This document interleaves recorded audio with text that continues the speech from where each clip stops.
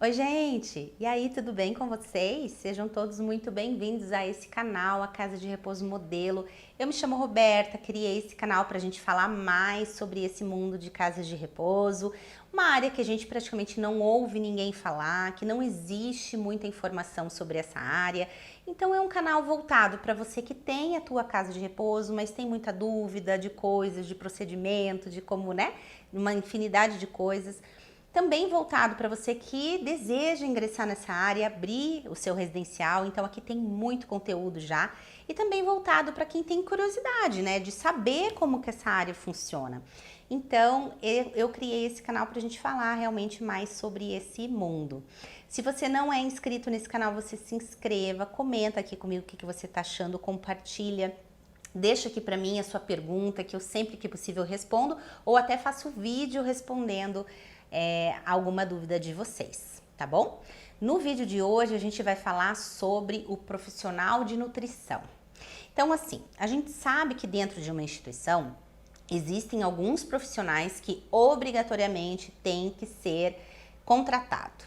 O profissional de nutrição é um desses. Ele não precisa de carteira assinada, coisas desse tipo, é um contrato, né, de prestação de serviço com um terceiro, então ele vai ser um profissional autônomo, terceirizado da tua instituição. É um contrato simples, nada muito complicado, mas obrigatoriamente tem que existir esse profissional dentro da instituição.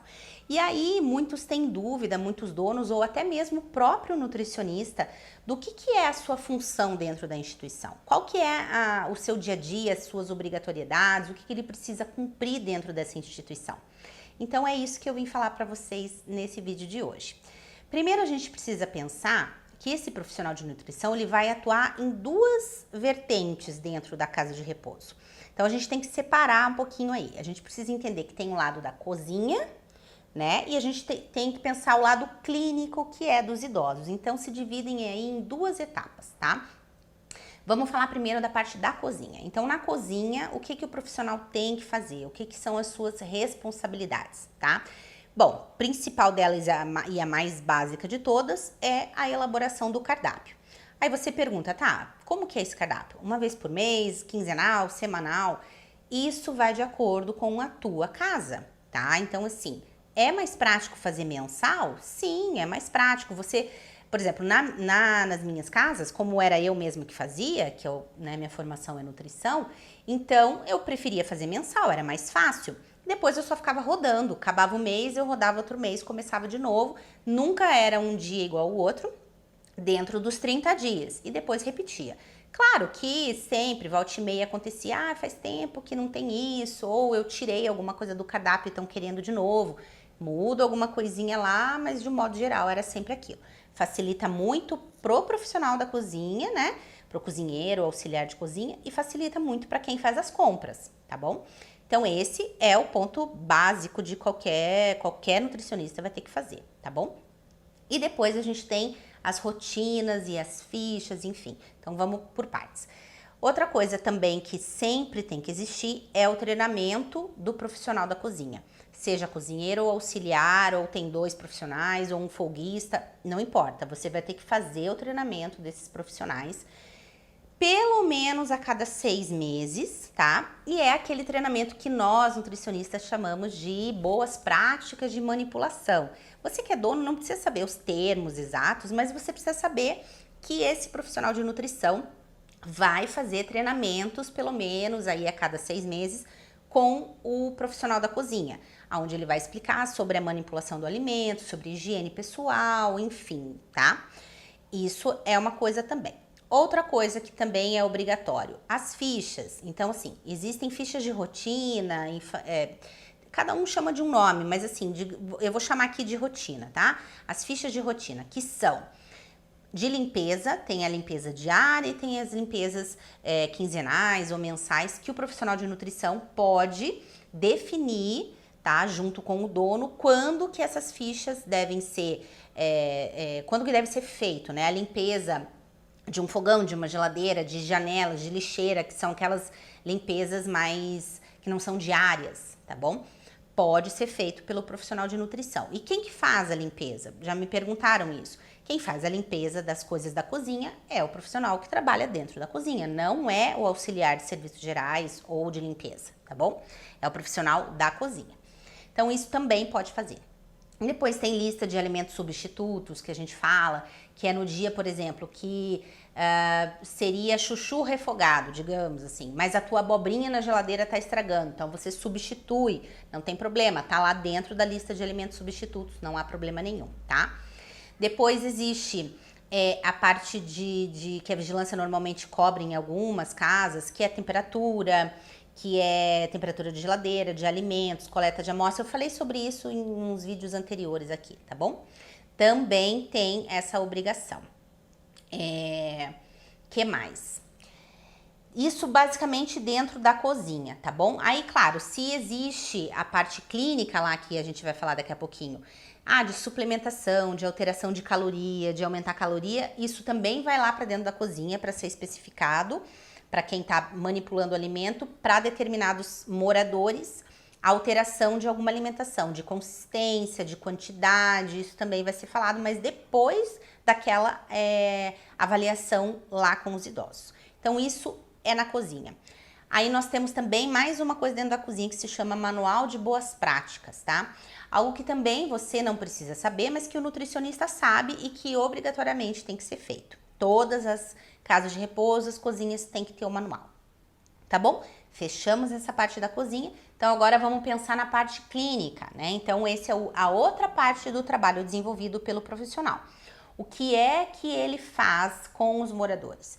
Então, ele vai fazer a avaliação nutricional, né? Que pode ser por peso, se o idoso consegue ficar de pé, né, e tudo mais, vai fazer a avaliação por peso. Se não consegue, vai fazer a avaliação por medidas, medida de braço, medida de perna, isso aí o profissional sabe como que faz. E faz aquele cálculo para saber se ele tá com peso normal, se tá acima do peso ou abaixo do peso. E dentro disso, ele vai fazer as alterações necessárias do cardápio, de acordo com a necessidade do idoso. Ou se é um idoso com diabetes, né, muito agressivo, assim, muito difícil de controlar, então ele também vai poder mexer nessa alimentação. Também pode fazer alteração de consistência. Então, assim, se vai lá, faz a avaliação do idoso, tá apresentando, volta e meia se afoga ou dificuldade na mastigação, né? Os cuidadores relatam. Então, você pode fazer a orientação, né? De alterar, fazer essa alteração de consistência, passar o alimento para amassado ou até mesmo pastoso, tá bom?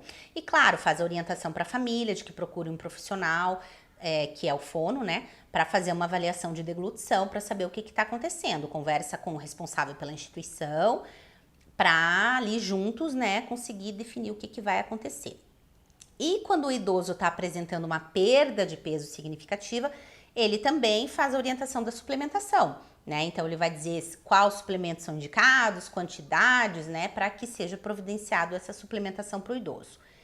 Temos também a situação do idoso com sonda, né? Então, assim, tem algumas casas que recebem idosos com sonda para alimentação, né?